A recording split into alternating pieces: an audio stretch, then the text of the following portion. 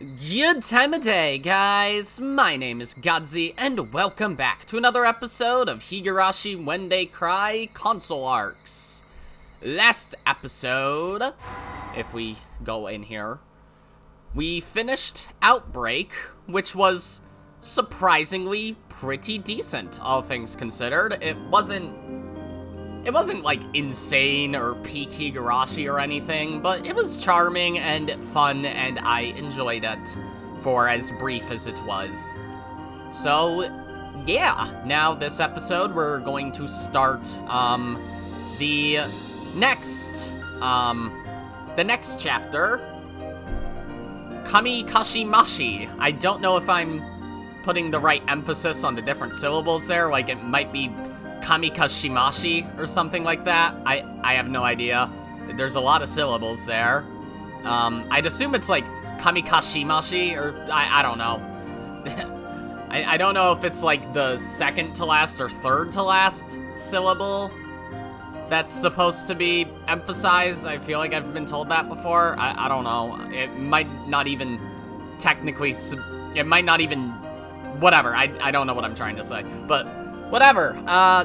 Anyways, the tragedy spreads to Okinomiya. Okinomiya, actually.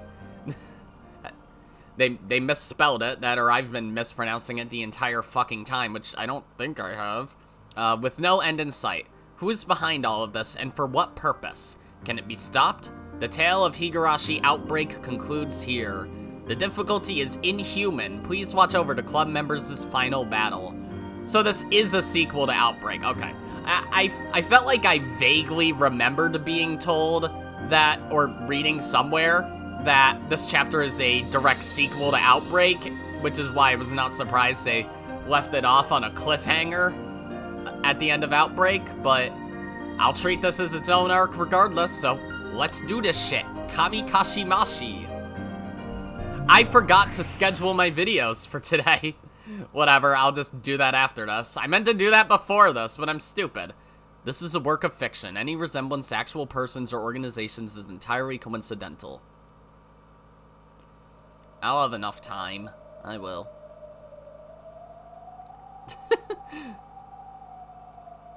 Okay. So, what we doing?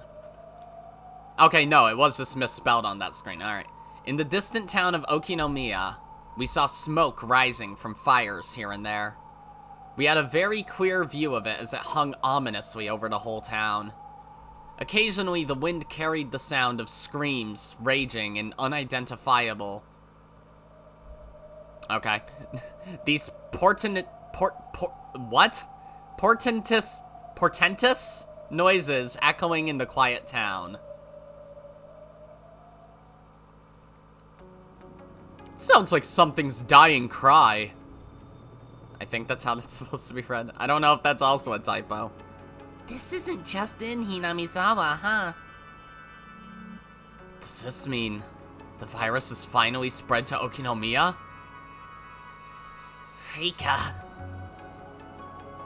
Rika had stayed behind in Hinamizawa of her own volition. We tried to stop her since it was dangerous, but seeing this sight, maybe it really was better to stay in Hinamizawa where we knew our way around. Mion was still injured, but for the time being, she seemed stable. Still, she'd only been given first aid. She still needed to see a doctor. The rioters had broken into the Irie clinic, so it was abandoned, and Irie was nowhere to be found. Okay, I figured that was the case, because I'm like, why wouldn't you just bring her to the doctor instead? Whatever. Anyway, we need to find you a doctor. I'm doing fine. Sure, it hurts, but it's settled down a lot. No. If you don't get proper treatment, then it could fester later. We'll just have to search for a doctor. It's hard to imagine any doctors are open for business with things like this. Let's head for the office of the Sonozaki group. My mother and the others there should be able to do something. You think Shi-chan's there too? Given what's happened, that's the safest place to be. I just hope those people are still reasonable. Anyway, let's check out the town. We can't stay up here forever. Right. Is this disaster only happening here? Or has it expanded out to the rest of Japan? We don't know anything here in Hinamizawa. Okay, that is correctly written. The idea that this could be happening all over the world. I don't want to think about it. Let's go. I'm alright. I can walk by myself. Normally we'd go to Okinomiya by bicycle, but it was easy to imagine that rioters would be acting like the neighborhood watch here in Okinomiya, just like they were in Hinamizawa. The whole virus commotion originated in Hinamizawa, so the people in Okinomiya should, naturally, view everyone coming from Hinamizawa as an enemy. We decided it was too dangerous to move on roads likely with the watch on them, so we headed there on foot using backpaths instead. The kind of routes used by gatherers, the elderly, and the children that ran around in the fields of Hinamizawa were the safest ones. Where Keiichi and the others headed to Okinomiya. Keiichi's parents had evacuated themselves to the Sonozaki's secret underground tunnels. There were already some resources stored down there, so they'd be safe for a while. Still, they needed to reach a place that was even safer, one with plenty of food and medical treatment. Confirming whether or not such a safe space even existed was their biggest objective behind scouting out Okinomiya.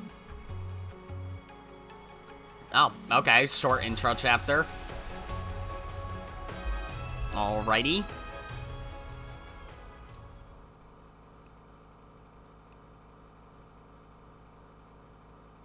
So, where are we dropping? This is still Hinamizawa, okay. Oh, okay. So Rika still does do shit. I guess that makes sense. I'm guessing Burncastle voice, right?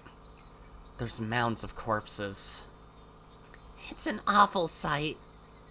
The miserable remains of those beaten to death by the rioters lay here and there on the shoulders of the streets. Even Hanyuu shook her head at the swarm of flies and the pervasive stench of death. What do you mean, even Hanyuu? Didn't she always hate violence?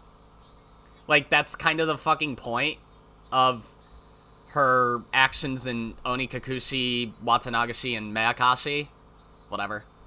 But it's grown quieter. Yes, it has.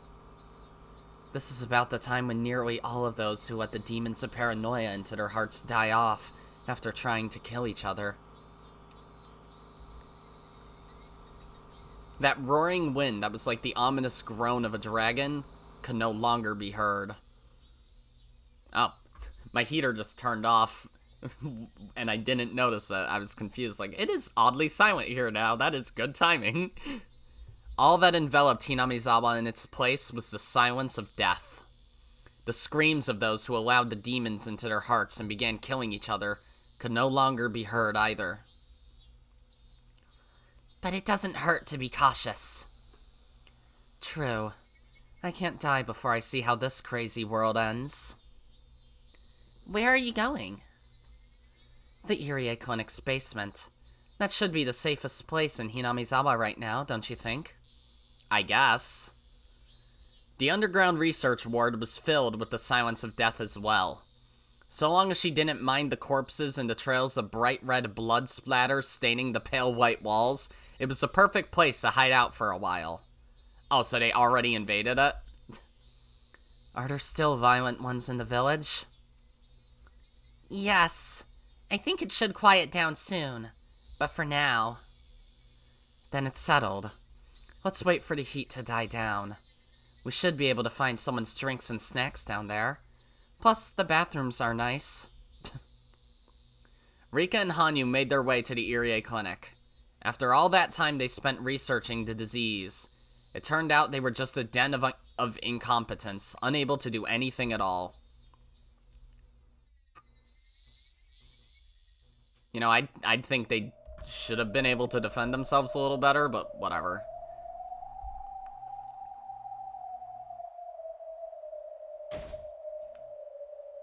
Okay, I'm guessing back to Keiichi and Co. now?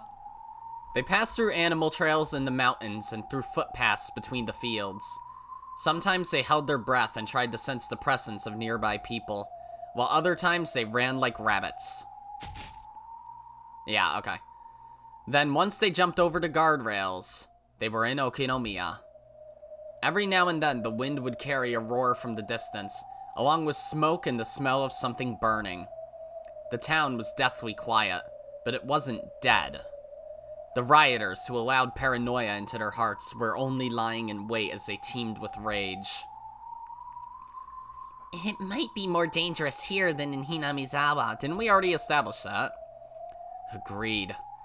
I've got nothing but bad feelings about this. Are there riots here because of fear about the virus as well? This is just my theory, but I think this might be a symptom of the virus, actually. Maybe so. What do you mean? So, it's like a human version of rabies. But can't humans also get rabies? Am I wrong on that? Whatever. I don't have a very, smart brain. I didn't study the sciences, I studied the writing. I thought everyone was going crazy out of fear of this killer virus. But that's not enough to explain everything. An illness that stokes unfounded fears and suspicions until the victim is driven by nothing else. Does a disease like that really exist? I mean, they never mention any of that on TV. TV doesn't always tell the truth. True! Besides, there's a possibility the killer virus part was just a wrong guess. They're both equally frightening, that's for sure. But why are we fine then? Maybe we're resistant? It's because of trust, because it's Hinamizawa syndrome, right? Well, even if we're not showing any symptoms, we can't rule out the possibility that we're still carrying the disease. Is it really okay for us to go into the city like this? It shouldn't be a problem, not judging by this state of affairs. We advanced carefully, checking to make sure the roads were clear. Abandoned cars formed lines on the city streets. Some cars had crashed into each other and were still smoking at various intersections. Even on the sidewalks, we saw the scattered remains of people murdered under suspicion of being infected. I just hope Shion and Mion's parents are still sane. Mom and Dad are keeping everyone in line, I'm sure. Shion-san does have a quick temper. There's a huge gap between how Shi-chan acts when she's calm and when she isn't. I'm a little worried about her. Doesn't that apply to fucking all of you? Jesus. She'll be fine. Shion won't talk back to Mom at times like these. Times like this. I'm sure Mom will be keeping everyone organized.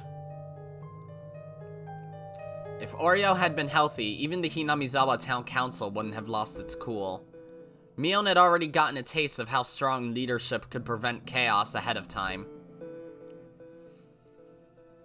This virus probably drives people to attack others out of fear and anxiety. So with strong leadership, teamwork, and trust, they should be able to maintain their senses. You think the virus commotion fostered fear and their terror ran rampant? That idea feels right to me. At the very least, even Hinamizawa didn't start acting weird up until the JSDF left and stopped doing their jobs. Wait, how did they get out into Okinomiya on foot? Is the quarantine barrier around both towns then? That is true. Once the JSDF left, everyone grew frightened all at once, and the world went mad. Satoko raised her voice to note that sudden memory. That reminds me, Rika said something too. She said that people with strong hearts will be fine, since you won't hand them over to the demons. Okay, yeah, then yeah, Hinamizawa syndrome rules. Rika-chan said that? I'm guessing Keiichi, doesn't really matter. Yes. I just assumed she meant something along the lines of illness starts in the mind, but... No, that is technically true then, right? Maybe there is a chance she meant exactly what she said. There was that moment when the blood rushed to our heads when Rena and I went to rescue Satoko. Maybe that was really risky for the two of us.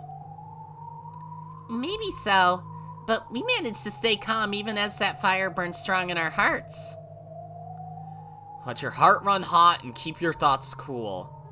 Maybe the reason we didn't end up like the others is because we've been training ourselves for these kinds of situations in Mion's club. Oh yeah, totally.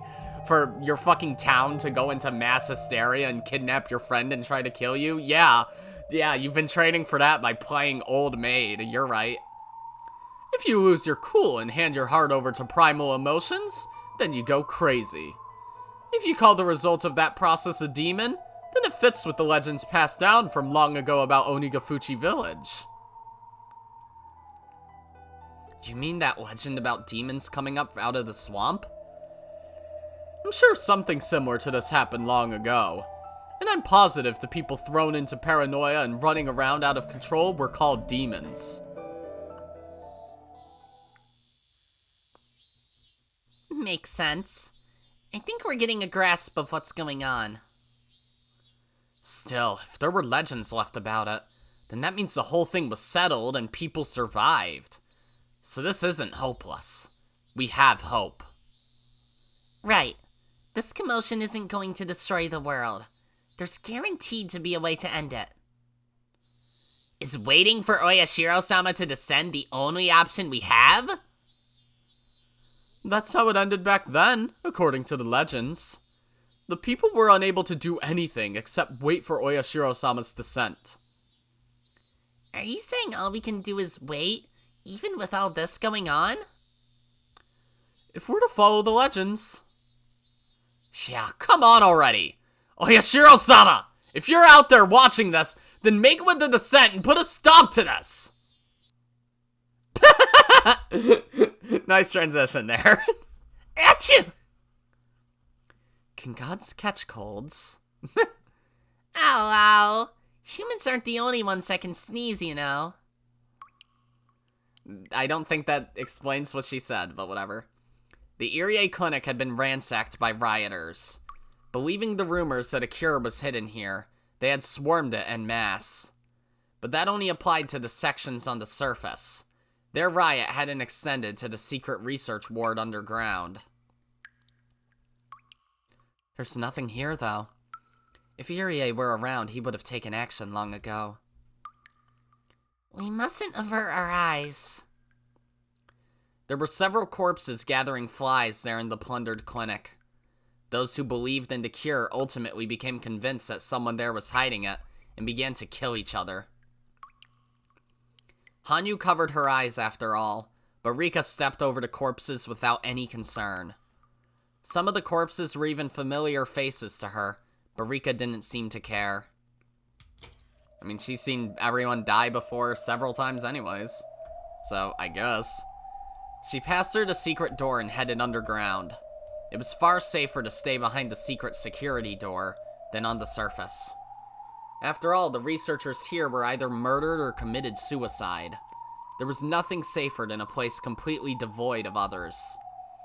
The security system confirmed it was Rika Furude, and then the door opened.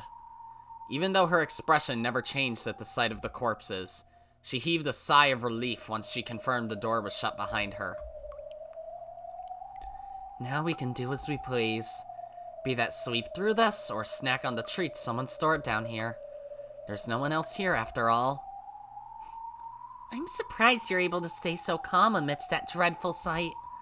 I don't know if that's you being strong or shameless. I've experienced death, even my own, more times than I can count. So why should some stranger's corpse faze me at this point? The old Rika was cuter.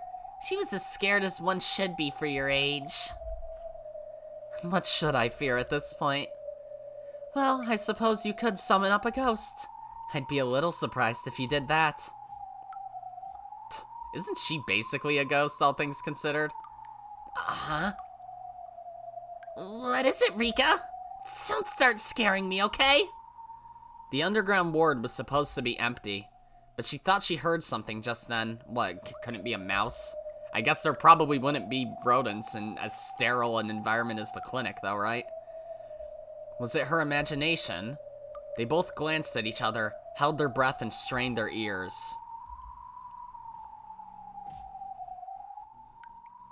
You hear that, right?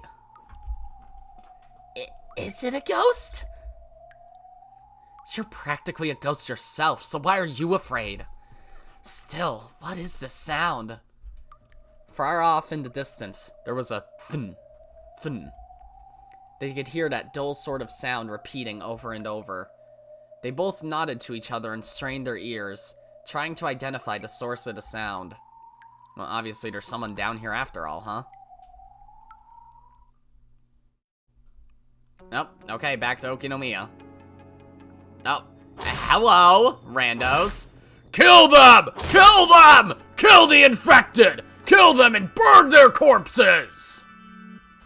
Why these guys look like fucking Shenmue NPCs? A group of 10 young rioters dashed down the main street. Their clothes were stained with the spray of blood, and their eyes were bloodshot. The bats and metal pipes in their hands were dripping with blood, and were bent in unsettling directions. If those people find us, then we're really in trouble. Were they college students? I guess this won't be as easy as facing Hinamizawa's elderly. We are fine, I think. They haven't found us.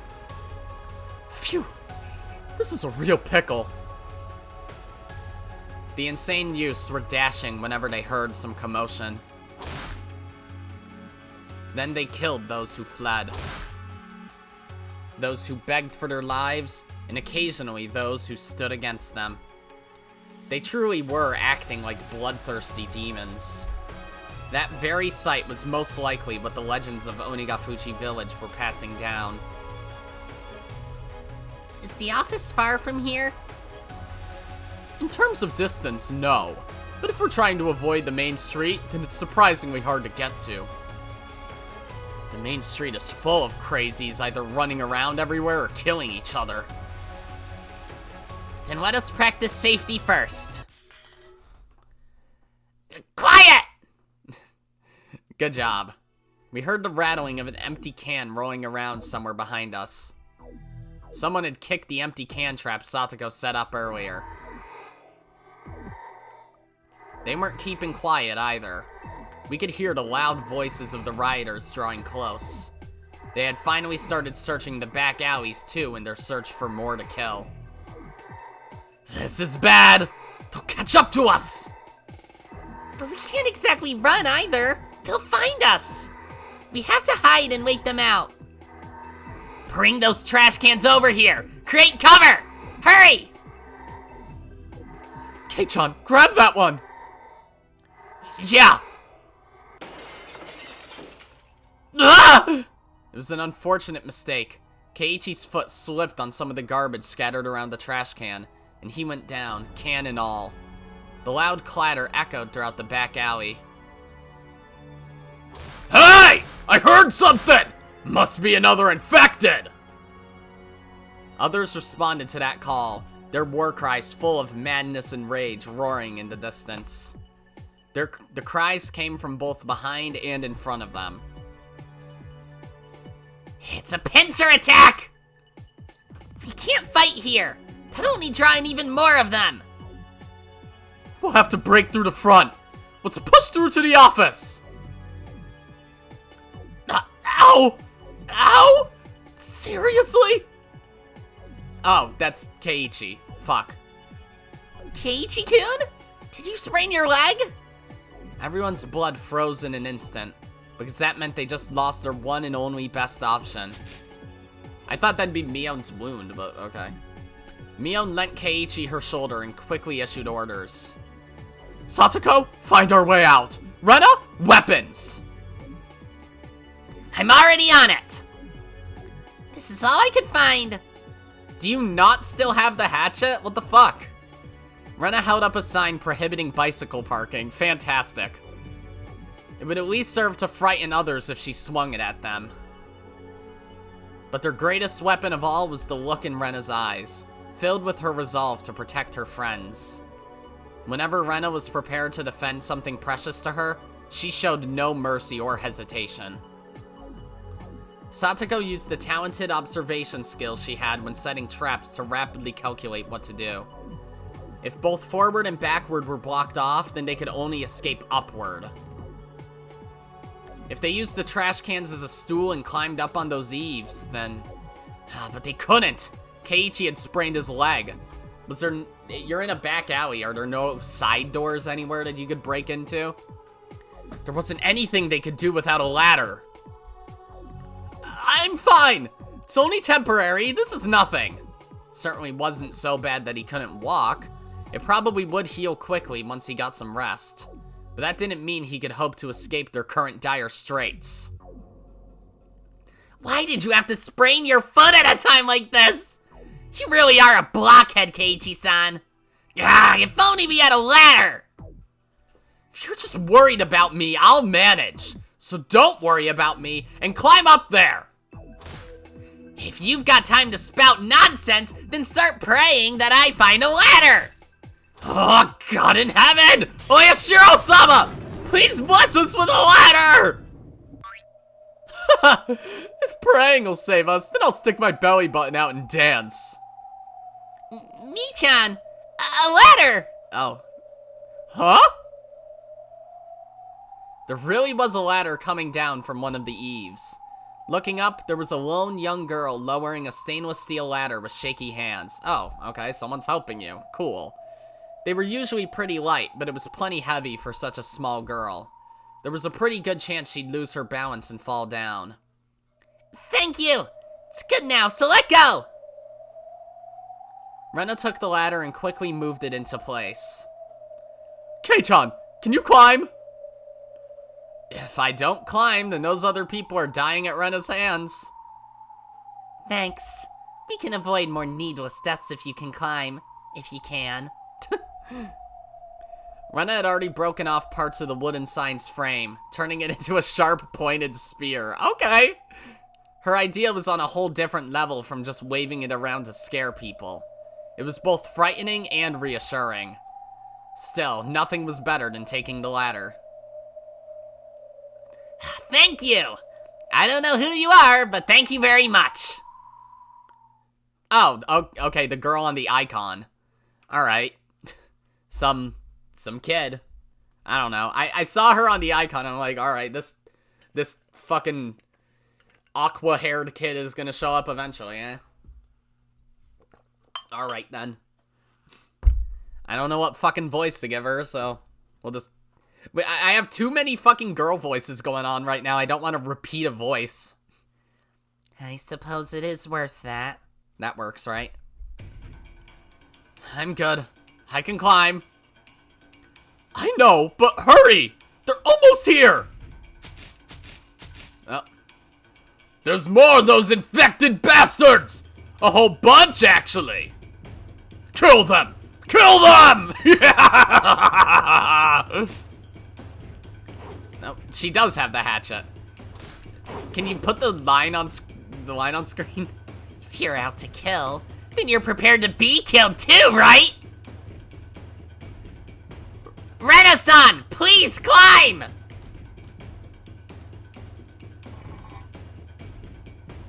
Once Rena climbed up, Mion quickly pulled up the ladder.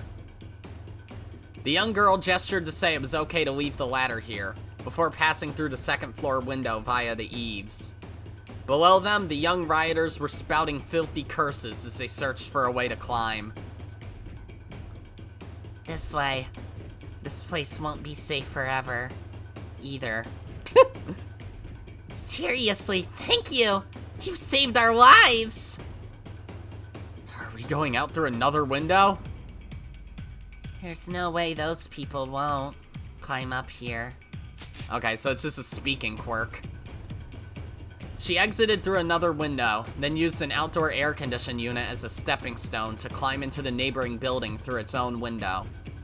Apparently, she had been traveling along the second floor of the shopping district to avoid the dangerous streets below. I mean, that makes sense. They continued moving like that from building to building and roof to roof, until they were certain they had managed to escape to a safe area. They eventually stopped at the second floor of a shop/residence. Apparently, that was her shelter. Oh, new ally to the rescue. Yay. We're okay. Looks like we shook them off. They just started searching for other prey. Those people just want to kill. It's like the streets are an ocean full of sharks. We're really thankful. You saved us.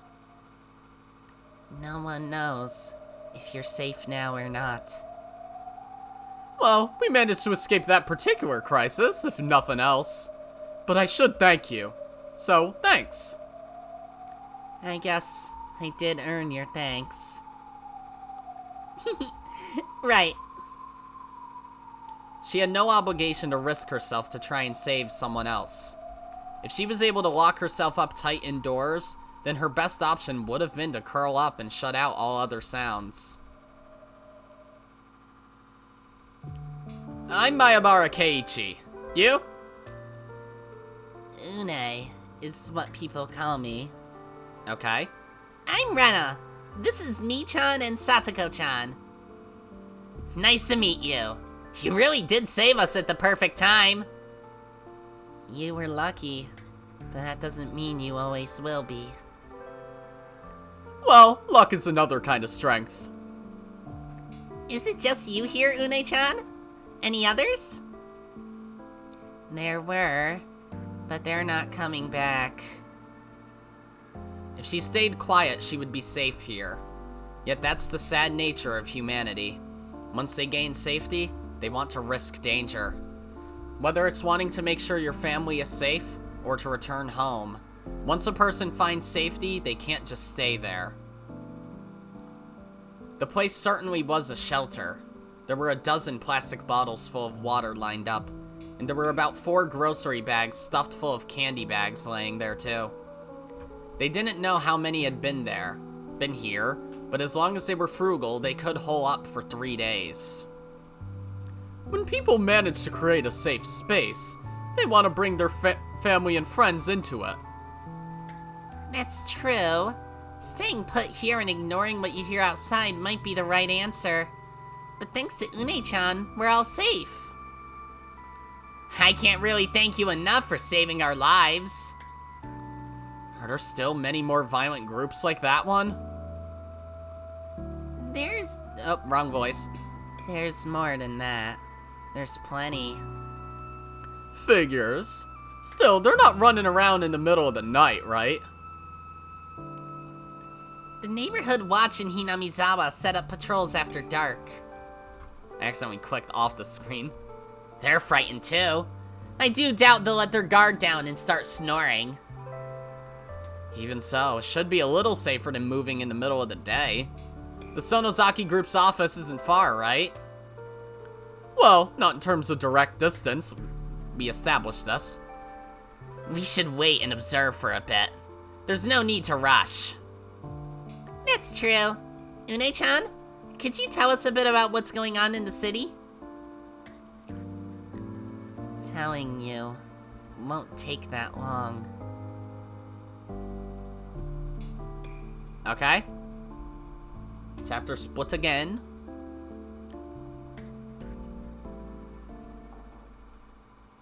So what is the purpose of this character anyways? She's not just some random little girl, right? Found it. It should open if I do this. Oh, what do we do if there's a terrifying ghost trapped in there? Then you two can have a staring contest to determine which one's the stronger apparition. Rika! The strange, repetitive sound they heard was coming from the other side of a sturdy door, labeled the emergency storage room. Someone was slamming themselves against the thick metal door. That idea made the most sense, at least. It's probably either Tomitake or Irie, right? But why the emergency storage room? Maybe someone was using it as a jail cell. Who? When? For whom? Even I, Oyashiro-sama, don't know that. I suppose that's true. The door to the emergency storage room was the type being locked from the outside, because that makes fucking sense. What? Given that something kept hitting it in there was probably no way to unlock it from inside. For some fucking reason, because that's how you should build a room. Why? Once she came back with the master key, the sound stopped for a moment. Maybe they were worn out from hitting it so much. Either that, or they had gone quiet as Rika and Hanyuu approached and were lying in wait for them. I'm opening it. Anytime you're ready. She inserted the key and slowly turned it. There's no way that an L5 patient was being kept quarantined in here, right? If there was, then the moment she opened it, they could leap out from inside and start attacking her. That won't happen. There's no way Irie and the others would do something so senseless as locking a victim up in a place like this. Even for the 100-year-old witch Rika, it was hard to fight the curiosity of finding out what lay beyond that door.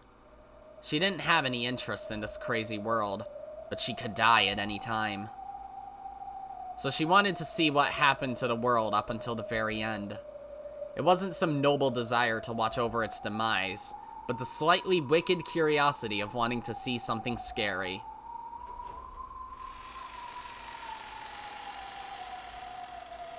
Zombie Irie! Ah! Hello, I am going to eat your brains. She slowly opened the heavy door. Through the slight crack came the foul, hot scent of sweat mixed with something rotten. The smell made her imagine something more filthy than frightening. There was a light on inside, and a sweaty man who was collapsed on the floor slowly raised his head. Ah, it is Tomatake, okay. Ah, zombie Tomatake, I'm gonna eat your brains. Tomatake. Hey, Rika-chan. You saved me. What were you doing in a place like that? Who knows? At the very least, it wasn't something I chose. Rika, look at the pipes in the back. Handcuffs. Ah. Fastened to the pipes at the back of the storage room were a pair of broken handcuffs. He was almost certainly bound up in them before. Just how long had he been held captive in there, though? Judging from his surroundings, it had to have been more than a day. It couldn't be. Had he been locked up in there since this whole commotion started? He was worn down and exhausted, but it looked like he had just barely held on to his mind. By the way, has anything happened outside over the past few days? Not much. In fact, it's finally quieted down. Rika! The villagers expressed terminal symptoms one after another. Now it's spread beyond the village and into Okinomiya as well. That's terrible. What about Takano-san?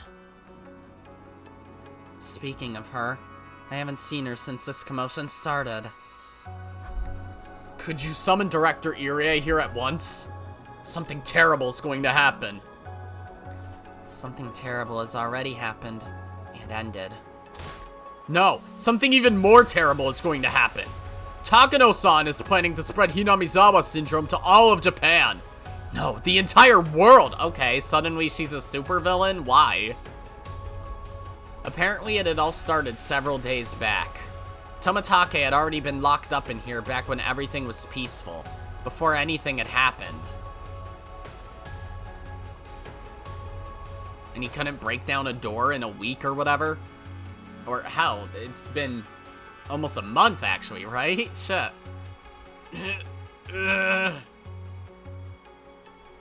Hello, evil. You awake, Jiro-san? He had been forced to breathe in from a pneumonia bottle. Tomatake's body wavered like heavy lead as he slowly looked up at Takano. He tried to move his legs, but felt a cold, heavy sensation against them. Looking down, there were handcuffs on his ankles that were fastened to the pipes. Takano-san, what kind of joke is this? Joke?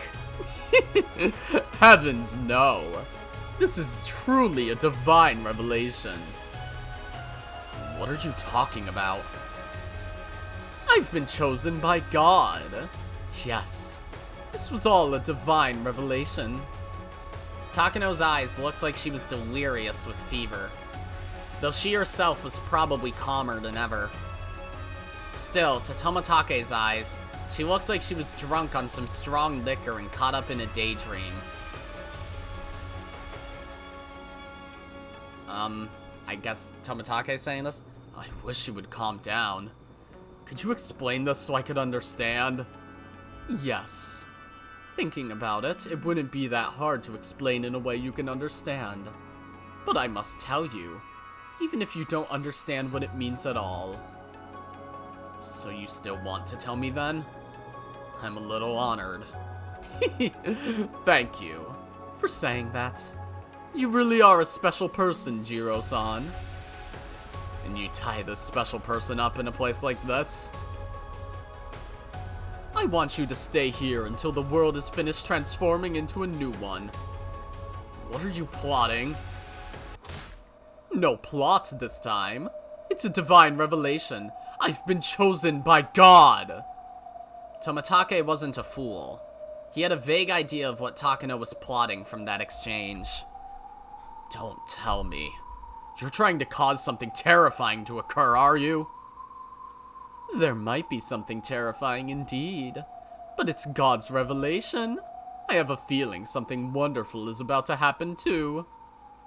You're not planning to take the virus we're researching out of here, are you?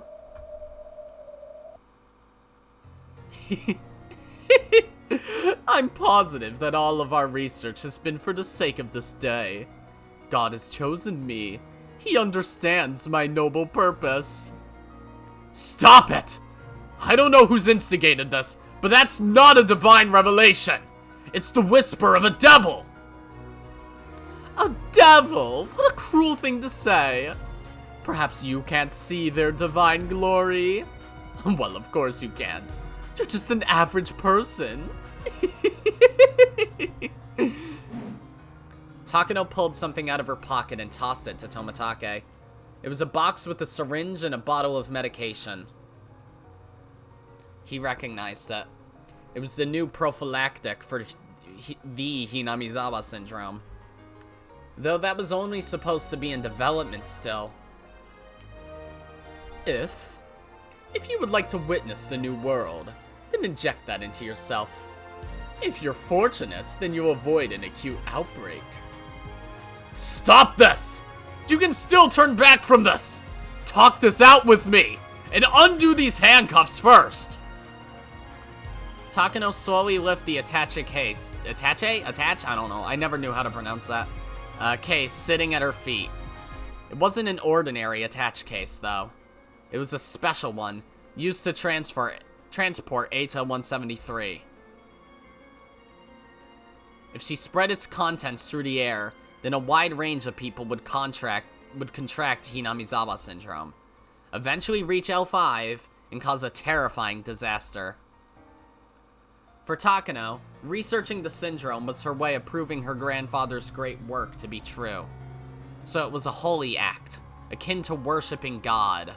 He knew that. Yet an outbreak of Hinamizawa syndrome, and the terrifying ruin that would bring about should not be her goal. He couldn't even imagine what sort of delusions had come to possess her, but she was prepared to do it, without hesitation. See you later, Jiro-san. If you're lucky, we'll meet again. Since this is an emergency storage room, you should find food and water within your reach. Knowing you, you'll be able to take care of those handcuffs too. Even if I lock this door from the outside, right? As long as he had time, then Tomatake was certain he could break out of the handcuffs. But that would grant Takano plenty of time to carry out her terrifying ambition. Wait! Hold on, Takano-san! Wait! Are you planning to destroy the world? Heavens, no. I'm going to save humanity as God has revealed to me, by letting his cute little children here fly free. That's the whisper of the devil! You mustn't listen to it! I hear the devil is elsewhere. Huh? The devil trying to destroy humanity has already appeared. God told me, and he told me I'm the only one who can stop it. What you're about to do really is the work of the devil. Don't let yourself be fooled by him. Don't worry. After all, God is always with me. Farewell, I'm going to Okinomiya. You're there, right? Yes, I know.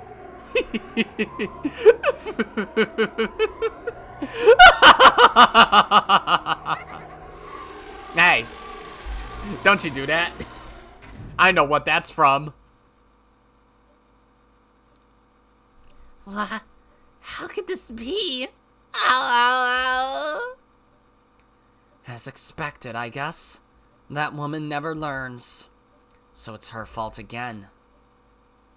We're too late? What a disaster. Tomatake was captured right before the incident, and had been shut inside here up until today. It was all too late for him to do anything. Takano had already spread the infection far beyond the village. Maybe she's already spread it to the entire city, or even the entire prefecture. Tomatake shook his head many times as Rika described the present situation. The reality was hard for him to accept, but the gruesome sight of the researchers who murdered each other or took their lives wouldn't permit him to consider otherwise. Tomatake entered the security room and started fiddling with the radio, but it didn't look like he was going to be able to contact anyone outside. According to the emergency manual, in the event of an outbreak of Hinamizawa syndrome, they are to employ jamming waves throughout the region in order to prevent the spread of chaos. So they did that, okay. Of course, the phone lines were down too, so there was no way to get the crucial information about Takano's involvement to those outside. Apparently, they've already escalated to hazard level X2. What does that mean? It means the syndrome has spread to Shishibone City. At present, the city is quarantined off from the outside, and all of the bridges have been blocked off. Hopefully Tokyo manages to do something with that time. So all we can do is wait? Unfortunately, that's not the case. We can't leave Takano-san on the loose. She had said, "A devil has appeared to destroy humanity. I'm heading to Okinomiya." That's where you are, isn't it? I don't know what she's calling a devil, but we can't afford to let her have her way any more than she already has, right? That's right. Takano-san is most likely still within the city. If the bridges have been blocked off, then Takano can't get out either. If she's planning to take Ada 173 and spread it beyond the city, then she can't afford to be captured.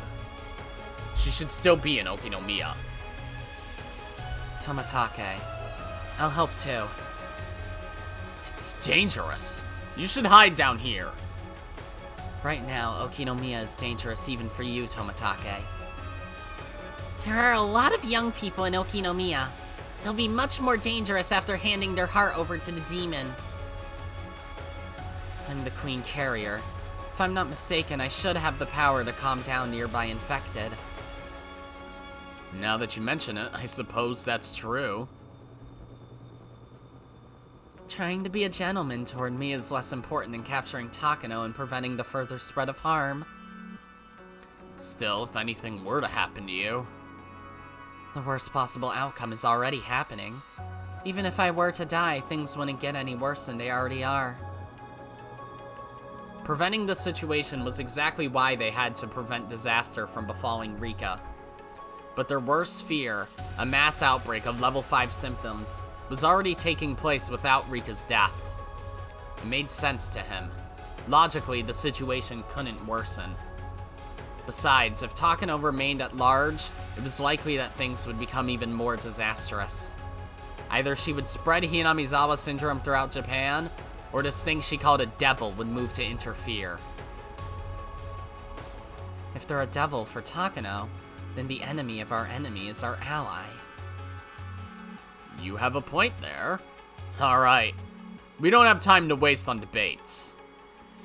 Don't stop me, Hanyuu. I'm doing this to save the world, you know? Oh, looks like you're enjoying this. Let's go! To find Takano-san! Yeah! To find Takano-san! Tomitake borrowed a car parked at the clinic, which just happened to still be working. In this world not dissimilar from a zombie apocalypse, a car was the same as a moving shelter. So long as no zombies sprang up from the back seat.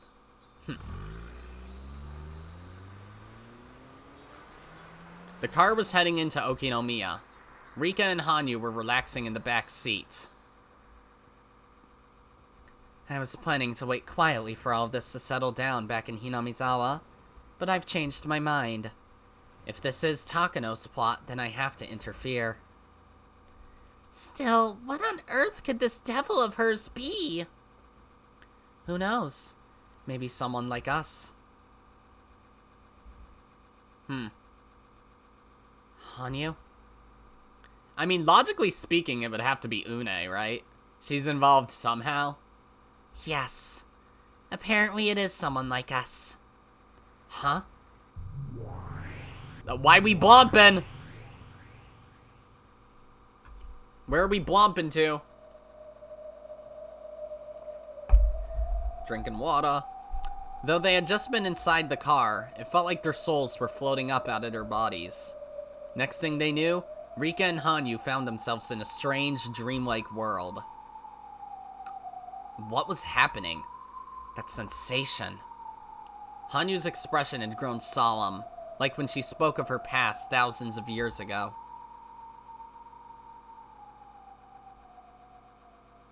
That was when something akin to mist began to flicker and coalesce into human shape.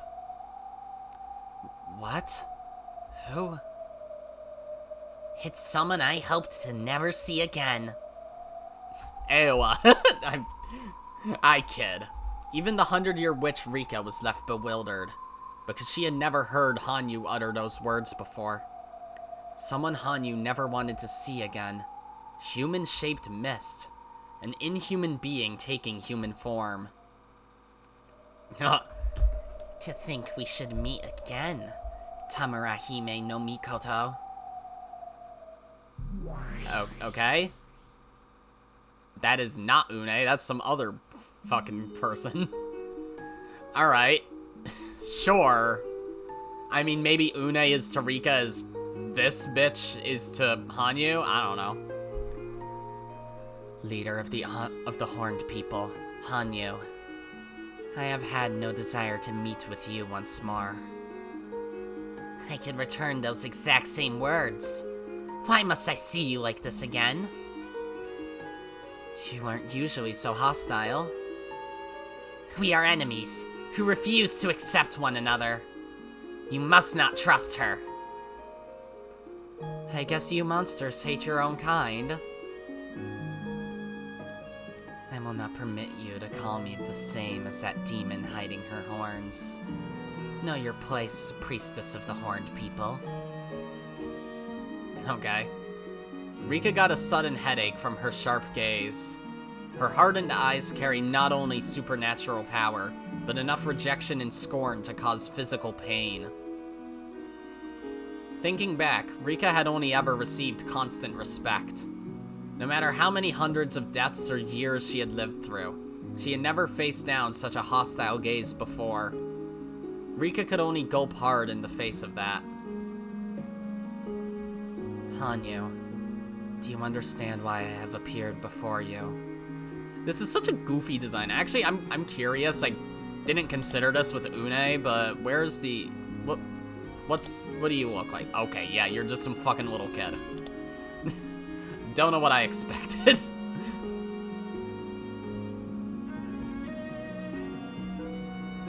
What do you make of this disaster below us?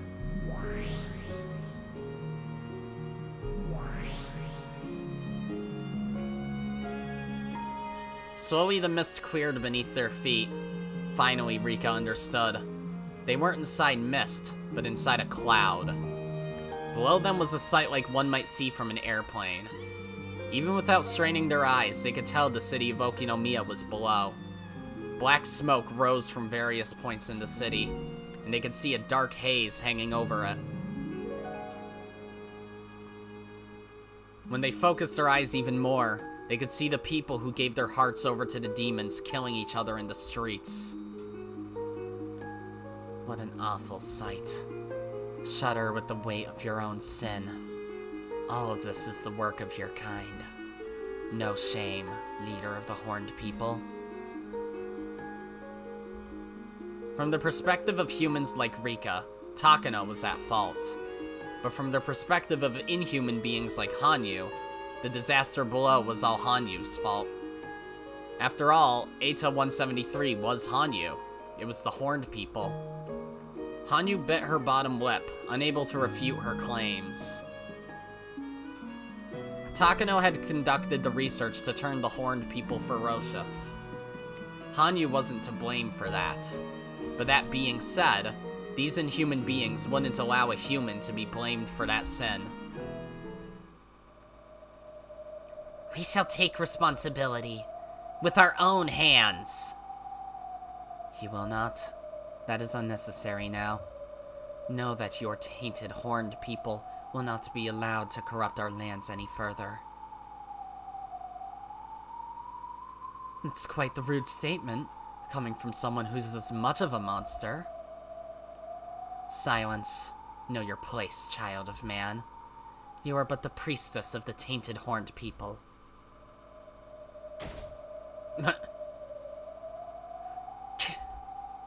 Rika's head throbbed with pain again when Tamurahime no Mikoto glanced at her. There was no doubt she was the same as Hanyuu, but it was no longer even necessary to explain that the two were beings at total odds with one another. I never wish to speak to you again by any means. I, the leader of the horned people, and my priestess shall take responsibility for ending this tragedy. You will not. Go home, Tainted One. I shall take responsibility for resolving the disaster brought upon my people's lands.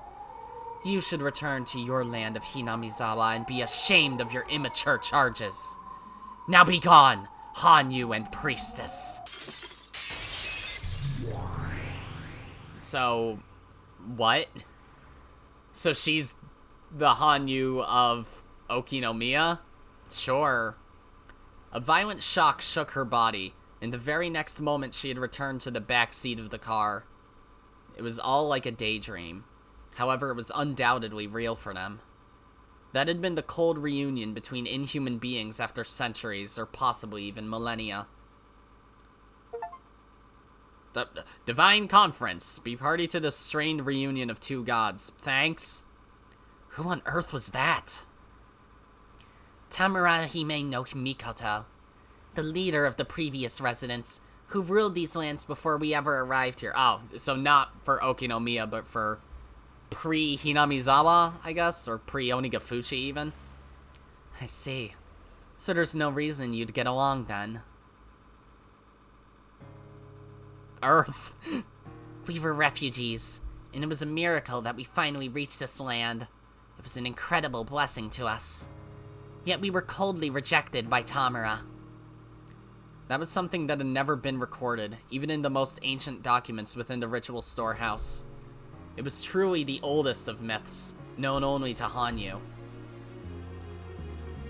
We wandered space for a long time in search of a place to live peacefully. After a journey so long it could drive one mad, we finally made it to this beautiful blue planet. Just what on earth are you people? I've always wondered that. You're certainly not some abstract being like a god. You're something that Irie and the others could have studied under a microscope, aren't you? The cause of the Hinamizawa syndrome was a virus, but there's no way a virus could be sentient. Well, aren't viruses like a weird gray area where it's like they're alive but they're not? Something like that? I don't know. Yet it seemed to be the true identity of Hanyuu's horned people. Rika's guess was correct. Some science fiction stories have posed the idea that humanity is nothing more than a parasite upon Earth. So in that sense, the horned people are no different from humans. Humans are parasites upon the Earth, but a parasite isn't a virus. Those are different things. And they are parasites upon the human brain, which means that to the horned people, the human brain is their land. If humanity continues to destroy the environment, then eventually it will kill the Earth, and everything living upon it will die along with it. Sorry. That's why humanity must be kind to Earth and strive to live in harmony with it. The same goes for the horned people. If they cannot coexist with humanity, they will cease to exist at all. In that analogy, Hinamizawa syndrome is their destruction of the environment. When the human becomes paranoid and mad, resorting to self-injury, acts of violence, or suicide, then the horned people die with them.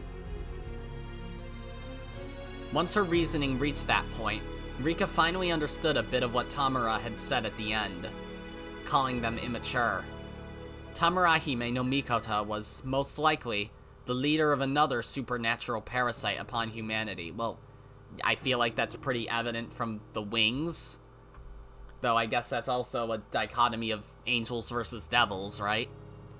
Yet aside from the Hinamizawa syndrome, she had never heard any report of similar symptoms anywhere else in Japan, which meant that Tamura's race of people had obtained a means of coexisting peacefully with humanity.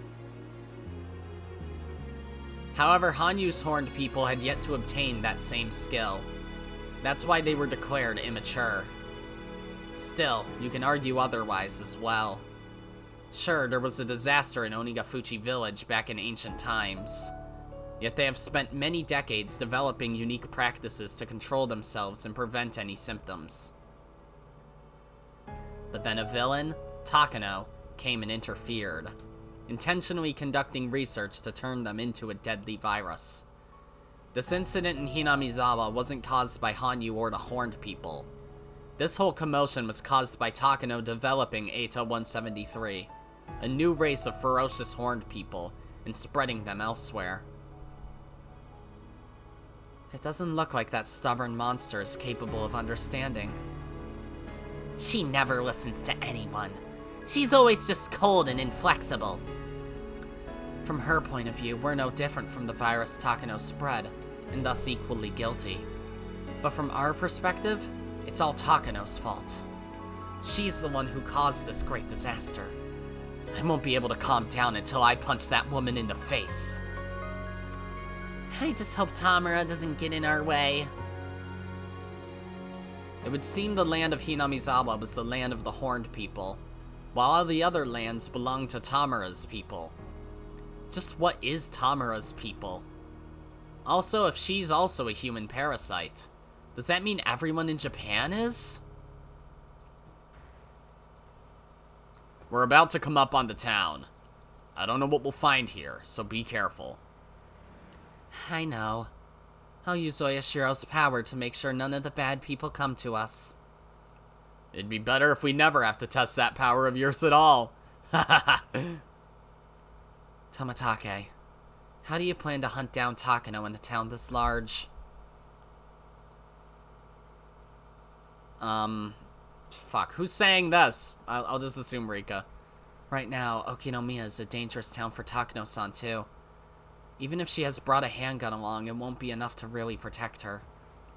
The mountain dogs were annihilated. Right now, Takano was nothing more than a lone woman. No, rip Okinogi! She wouldn't be able to last if she was attacked by the murderers wandering around with their terminal symptoms.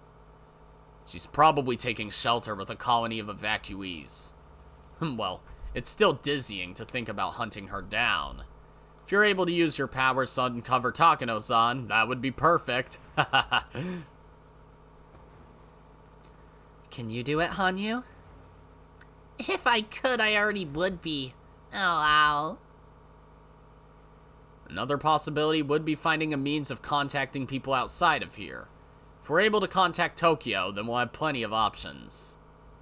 The reassuring thing about Tomitake was that he could act like normal, completely unfazed, even in emergencies like this. That was probably thanks to the effects of the new prophylactic Takano had administered. I don't know what Takano's thinking. Why did she let Tomitake live? She should have predicted that he'd become her most difficult adversary in this situation. Even after living 1,000 years, there's still the occasional human completely beyond comprehension. She's one of those people. True. The one thing we can be sure of is that if we let her have her way, then disaster will spread to all of Japan. No, all of the world. I wonder, if that happens, will all the monsters of this world claiming to be gods come to ream you out? Ow. Takano was talking about wanting to become a god herself. Then there's you and that Tamurahime no Mikoto. I see. The human world doesn't have a say in this matter anymore.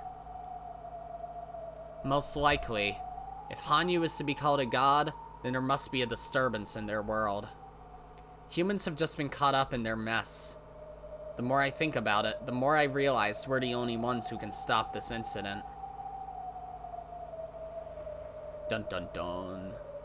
Alright, I'm glad they actually had a chapter break around this time. I was kind of banking on it. So, that's good. Alright, this arc is interesting, I guess, even if it's getting a bit less grounded with the supernatural stuff and introducing a brand new god and shit, but it's still alright so far, so I'm not gonna complain too much. Either way, that's gonna be it for this episode, guys. If you liked it, then be sure to press the like button, and if you didn't like it, then fuck you too. Remember to subscribe, follow me on Twitter, and hit that notification bell to stay up to date on all my videos and stuff. And as always, my name is Godzi, and I will see you all next time. Goodbye! Yeah.